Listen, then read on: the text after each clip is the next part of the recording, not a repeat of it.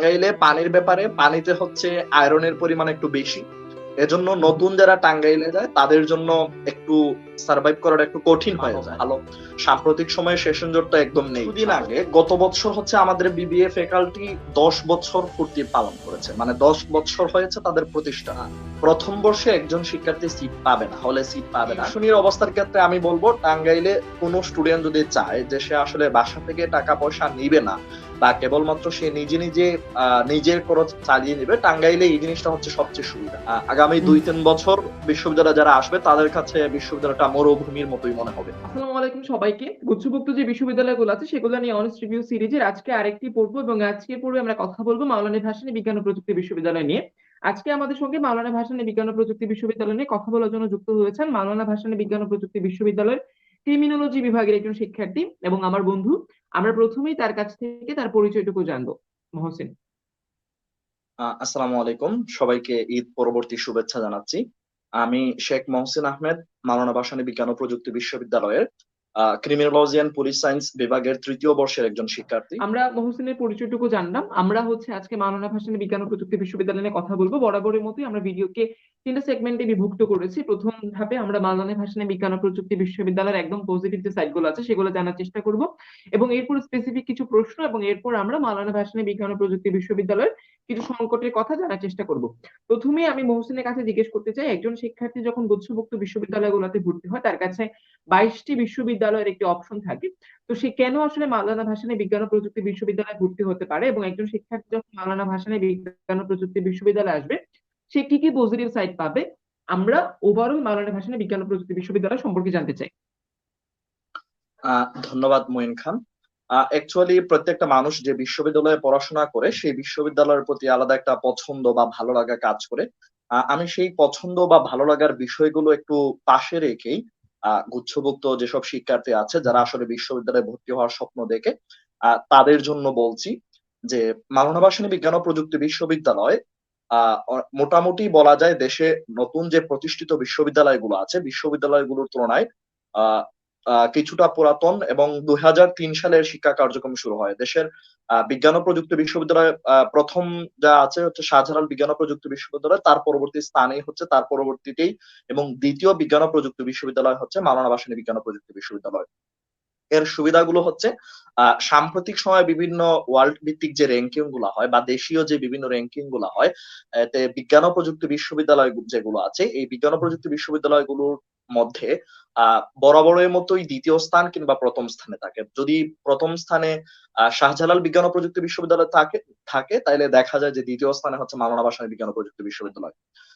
পাশাপাশি আরেকটা সুবিধা হচ্ছে আপনি যদি, মানে অনেকে আছে ঢাকার বাহিরে আসলে পড়াশোনা করতে চায় না বা ঢাকা থেকে একটু কাছাকাছি অবস্থানে থাকতে চায়, এই ক্ষেত্রে আমি মনে করি যে বিভিন্ন বিশ্ববিদ্যালয়গুলোর মধ্যে আপনি পছন্দ করতে পারেন সহজেই হচ্ছে মাওলানা ভাসানী বিজ্ঞান ও প্রযুক্তি বিশ্ববিদ্যালয়কে। কারণ হচ্ছে ঢাকা থেকে টাঙ্গাইলের দূরত্ব খুব তেমন একটা বেশি না, এবং ঢাকা টু টাঙ্গাইলের দূরত্ব মোটামুটি কিছুটা থাকলেও এখানে যোগাযোগ ব্যবস্থা হচ্ছে ভালো।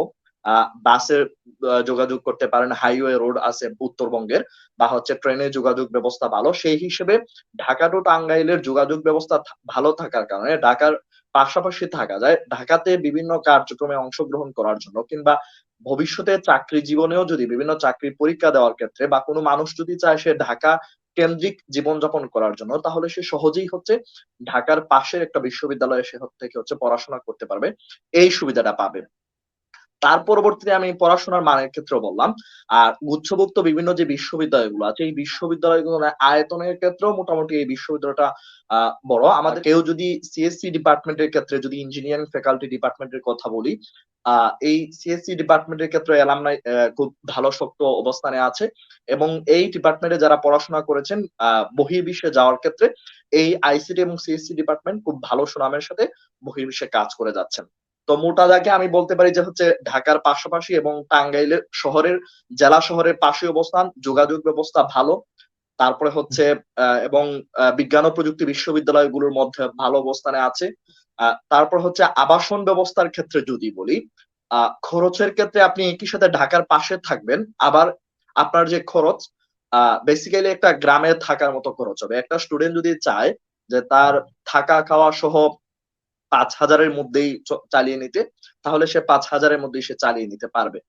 এখানে আহ পাশে যমুনা নদী থাকায় বা পাশে কিছু নদী বা থাকার কারণে সবজি বা মাছ মাংস এগুলোর যথেষ্ট পরিমাণ প্রাচুর্যতা আছে। স্টুডেন্টরা চাইলেই সহজে তাদের যে আমিষের বা বিভিন্ন দৈনন্দিন যে জীবন যে চাহিদা আছে ওই চাহিদাটা পূরণ হয়ে যায় কম টাকার মধ্যেই। তারপরে আমরা আবাসন ব্যবস্থার বর্তমানে বিভিন্ন যে হল গুলো আছে, 3টা হল থাকার পরেও আরেকটা হল আছে যেটা চালু হলেই আবাসন ব্যবস্থার সংকটটা মোটামুটি শেষ হয়ে যাবে। আর টিউশনির অবস্থার ক্ষেত্রে আমি বলবো, টাঙ্গাইলে কোনো স্টুডেন্ট যদি চায় যে সে আসলে বাসা থেকে টাকা পয়সা নিবে না বা কেবলমাত্র সে নিজে নিজে নিজের খরচ চালিয়ে নিবে, টাঙ্গাইলে এই জিনিসটা হচ্ছে সবচেয়ে সুবিধা। আহ খুব সহজেই একটা টিউশন ম্যানেজ করা যায় এবং ওই এলাকার মানুষজন আসলে ভাসানী বিশ্ববিদ্যালয়ের স্টুডেন্টদের কাছে পড়াতে চায় বেশি। এবং কোন স্টুডেন্ট যদি চায় যে আসলে সে কিছুটা সেভিংস করবে পড়াশোনার পাশাপাশি, আমি অনেককেই দেখি আসলে তারা সেভিংস করে পড়াশোনার পাশাপাশি পরিবারকে এবং নিজের খরচ চালিয়ে নিচ্ছে। তো আপনি সহজেই হচ্ছে আপনার জীবনযাত্রার মানটা সহজে কাটিয়ে নিতে পারবেন, ঢাকার পাশে থাকবেন, পড়াশোনার মানও ভালো। সাম্প্রতিক সময়ে সেশন জটটা একদম নেই। সাম্প্রতিক সময়ে করোনার পরবর্তী সময় সেশন জট কাটানোর জন্য বর্তমান ভিসি মহোদয় উনি শর্ট সেমিস্টার নেওয়ার যে প্রয়াস চালিয়েছেন, সেই ক্ষেত্রে আমরা মোটামুটি সেশন জটটা একদম কেটে গেছে। তো সার্বিক দিক মিলে একজন স্টুডেন্টের আমি মনে করি যে মাওলানা ভাসানী বিজ্ঞান ও প্রযুক্তি বিশ্ববিদ্যালয়কে চয়েজে রাখতে পারে। ধন্যবাদ। আচ্ছা, মহসিন মোটামুটি আমার যে প্রশ্নগুলো ছিল, স্পেসিফিক যে প্রশ্নগুলো, সেগুলোর অনেকগুলোর উত্তর দিয়েছে। আমরা মোটামুটি পজিটিভ সাইড সম্পর্কে অনেক কিছু জেনেছি। তারপর আমার কিছু প্রশ্ন আছে, যেমন হল সম্পর্কে মহসিন আমাকে বলেছে যে 3টা হল আছে। আমি জানতে চাই ছেলেদের হল কয়টা, মেয়েদের হল কয়টা, এবং এই হলে সিট পাওয়ার সম্ভাবনা, মানে একজন শিক্ষার্থী যখন প্রথম বর্ষে ভর্তি হবে তার প্রথম বর্ষে হলে সিট পাওয়ার সম্ভাবনা কেমন, এটা সম্পর্কে একটু জানতে চাই। আহ, প্রথম বর্ষে একজন শিক্ষার্থী সিট পাবে না, হলে সিট পাবে না। তবে ব্যতিক্রম হচ্ছে কোনো শিক্ষার্থী যদি আদিবাসী হয় বা কোনো বিশেষ কোনো অসুবিধা যদি থাকে, বিশেষ ক্ষেত্রে এই সুবিধাটা আদিবাসীদের ক্ষেত্রেই দেওয়া হয়, বা আরো প্রান্তিক পর্যায়ের যারা বিভিন্ন মাইনরিটিস গ্রুপ যারা আছে বা কারো যদি খুব বেশি একটা অসুবিধা হয়, তাহলে দুই একজনের অতিরিক্ত অসুবিধা দিকে পাওয়া যেতে পারে। তো মোটামুটি হচ্ছে সেকেন্ড ইয়ারে উঠে সিট পাওয়া যায়। প্রথম বর্ষে আসলে খুব বেশি একটা সিট পাওয়া যায় না, এই সমস্যাটা আচ্ছা একটু আছে। আচ্ছা, হল বলতে ছেলেদের হল কয়টা, মেয়েদের হল কয়টা? আহ, ছেলেদের হল বর্তমানে চালু আছে 3টি, মেয়েদের হল চালু আছে 2টি। আর অপেক্ষা মানে মোট উদ্বোধনের অপেক্ষায় বা চালু হওয়ার অপেক্ষায় ছেলেদের হল আছে 1টি এবং মেয়েদের হল আছে চালু হওয়ার অপেক্ষায় 1টি। তো মেয়েদের হল চালু হলে প্রায় 700 সিট আছে এবং ছেলেদের হলে 500 সিট আছে। মোটা দাগে যে আবাসন যে সমস্যাটা, সেই সমস্যাটা সমাধান হয়ে যাবে এই 2টা হল চালু হয়ে গেলে। সব কার্যক্রম প্রায় শুরু হয়ে গেছে, 2 মাসের মধ্যেই আহ মোটামুটি হল চালু হয়ে যাবে। গ্যাস সংযোগ বাকি আছে, সংযোগ দিলেই হল উদ্বোধন হয়ে যাবে। আচ্ছা, মাওলানা ভাসানী বিজ্ঞান ও প্রযুক্তি বিশ্ববিদ্যালয়ে যে শিক্ষার্থীরা যারা মেসে থাকে তারা কি আসলে বিশ্ববিদ্যালয়ের আশেপাশে কোন এলাকাতে থাকে, এবং টাঙ্গাইল শহর থেকে বিশ্ববিদ্যালয়ের দূরত্ব কেমন, টাঙ্গাইল শহরে গিয়ে আসলে মানে শিক্ষার্থীরা থাকে কিনা, এই বিষয়টা সম্পর্কে জানতে চাচ্ছিলাম। টাঙ্গাইল শহর থেকে দূরত্ব হচ্ছে ভাড়া অটো দিয়ে বা ইউনিভার্সিটি বাসও যাতায়াত করে 10 টাকা আচ্ছা ভাড়া। এখানে এখানে দূরত্ব হচ্ছে সম্ভবত 3 কিলোমিটার। আচ্ছা। প্রায় খুব 7 থেকে 8 মিনিট লাগে এরকম, বা 10 মিনিট সর্বোচ্চ লাগে অটো দিয়ে যেতে। বাসে যেতে আমাদের প্রায় 7 থেকে 8 মিনিট এরকম লাগে। অটো দিয়ে গেলে কাছে। 10 মিনিট, আর আমাদের ইউনিভার্সিটি বাসে যাতায়াত করলে প্রতিদিন আমাদের হচ্ছে প্রায় ঘন্টায় ঘন্টায় বাস আছে। তো বাসগুলো দিয়ে শহরে সহজে যাতায়াত করা যায়। আর বিশ্ববিদ্যালয়ের ইঞ্জিনিয়ারিং ফ্যাকাল্টি বা সিএসসি আইসিটি ডিপার্টমেন্টের স্টুডেন্টরা বেশিরভাগই হচ্ছে শহরে থাকে। এর বাইরে বাকি অন্যান্য ডিপার্টমেন্টের স্টুডেন্ট যারা আছে তারা বিশ্ববিদ্যালয়ের পাশেই, একদম খুব কাছেই, প্রায় 2-3 মিনিট থেকে দূরেই বিশ্ববিদ্যালয়ের পাশে, দুই পাশে বা তিন পাশেই যে এলাকাগুলো আছে এলাকাগুলোই থাকে। এবং মেস গুলা খুব কাছাকাছি, 5 থেকে 7 মিনিট দূরত্ব, সর্বোচ্চ 10 মিনিটের দূরত্ব। স্পেসিফিকলি আমি একটু জানতে চাচ্ছি, মানে আমি বেশ আগ্রহ থেকে জানতে চাই স্পেসিফিকলি, মানে সিএসসি আইসিটি বিভাগের শিক্ষার্থীরা কেন শহরে থাকে, এই বিষয়টা কেন, মানে এটা কারণটা আসলে কি? এটার একটা কারণ হচ্ছে অসুবিধা বলা যায় যে আমাদের ইউনিভার্সিটির যে বিদ্যুৎ লাইন আছে, ক্যাম্পাসের লাইন হুম হচ্ছে আলাদা, ক্যাম্পাসে কখনো বিদ্যুৎ যায় না। কিন্তু তার হুম হুম। পাশে যে এলাকাগুলো আছে, ওই এলাকাগুলোতে শহর থেকে মোটামুটি 3 কিলোমিটার দূরত্ব হওয়ার কারণে, যদিও পৌরসভার ভেতরে, আচ্ছা এই জন্য হচ্ছে বিদ্যুতের কিছুটা সমস্যা থাকে। এজন্য হুম। সিএসসি আইসিটি স্টুডেন্টরা তারা মনে করে যে যেহেতু ওয়াইফাই সুবিধা বা বিদ্যুতের সুবিধার জন্য তারা বেশিরভাগ শহরে থাকাটাকেই বেশি পছন্দ করে। আমরা মোটামুটি আবাসন ব্যবস্থা সম্পর্কে একটা ধারণা পেলাম। আমি যে বিষয়টা সম্পর্কে জানতে চাচ্ছিলাম সেটা হচ্ছে যে তুমি আমাদেরকে ইতিমধ্যে টিউশনের সব ব্যাপারে বলেছো। আমরা আরেকটু ক্লিয়ার হতে চাই যে একজন শিক্ষার্থী যখন প্রথম বর্ষে ভর্তি হবে তার প্রথম বর্ষে টিউশন পাওয়ার সম্ভাবনাটা কেমন, এবং এই টিউশন ব্যবস্থা করার উপায়টা আসলে কি? আ টাঙ্গাইলে টিউশন পাওয়ার জন্য মোটামুটি আমি যখন ১ম যাই একটু আশ্চর্য হই। ওইখানে হচ্ছে টিউশন পাওয়ার জন্য পোস্টার লাগাতে হয়।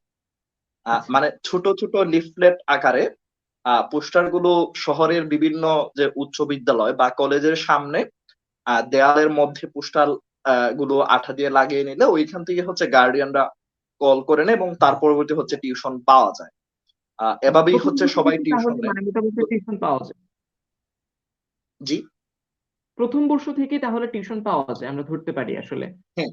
১ম বর্ষের দিকে কোনো একজন শিক্ষার্থী যদি মোটামুটি কিছুটা চেষ্টা করে, সে যদি পোস্টার লিফলেট লাগানো শুরু করে তাহলেই সে পাওয়ার সম্ভাবনা থাকে।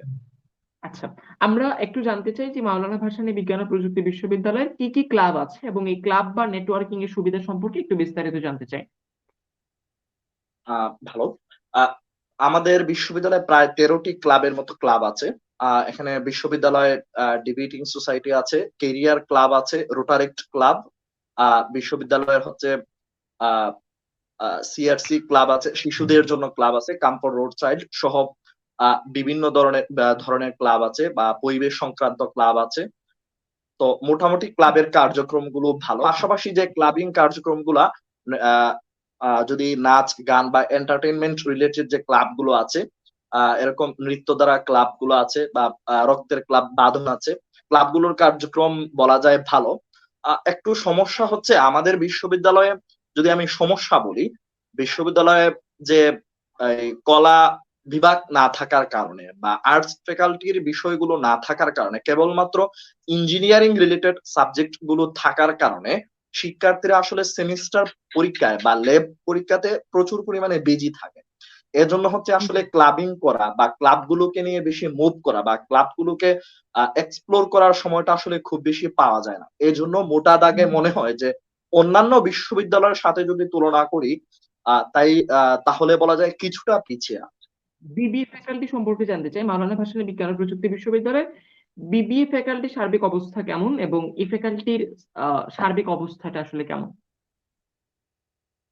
আ কিছুদিন আগে গত বছর হচ্ছে আমাদের বিবিএ ফ্যাকাল্টি ১০ বছর পূর্তি পালন করেছে। মানে ১০ বছর হয়েছে তাদের প্রতিষ্ঠা।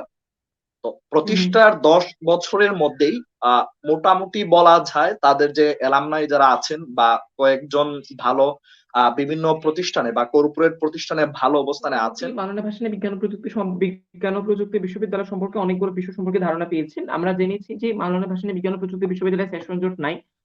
করোনার কারণে যে সেশন জটটা ছিল সেটাও কাটিয়ে ওঠার চেষ্টা করা হচ্ছে। হল বা আবাসন ব্যবস্থা সম্পর্কে আমরা জেনেছি। আমরা মেসের খরচ সম্পর্কেও জানেছি, বিবিএ ফ্যাকাল্টি সম্পর্কে জেনেছি, ক্লাব বা নেটওয়ার্কিং সম্পর্কেও জেনেছি।